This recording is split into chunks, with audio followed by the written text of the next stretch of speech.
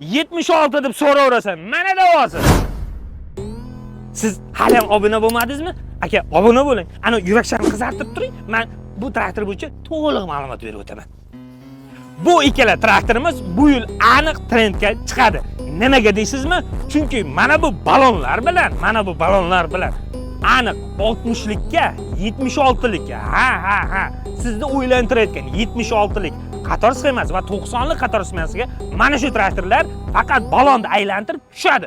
Bu traktorimiz 4 portion 110 ot kuchi, turbo kompressor va intercoolerga ega Vichay dvigatel bilan jihozlangan. Bu traktorimiz ikkita tashqi va ichki bartovoy bilan jihozlangan. Undan tashqari klavishadan tashqari bosadigan funksiya. Asosiysi задний most, korobkani отдельно, silindrlar ulash uchun alohida gidrobochakka ega. Bu traktorimiz faqat kultivatsiya uchun emas, boshqa ishlarni ham qilsangiz bo'ladi. Hali kelasiz-ku, o'shanda bafircha juntirib beramiz. Bu traktorimizning narxi 465 million so'm edi. Yangi yil aksiyasiga tushib 435 million so'm bo'ldi. Va shu narxda davom etyapti. Aka, yilni boshidan olib ketishni boshladi. Sizchi?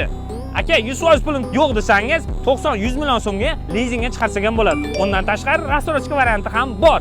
Aka, kelavering, gaplashaveramiz. Asosiysi 76 sizni o'ylantirmaydi.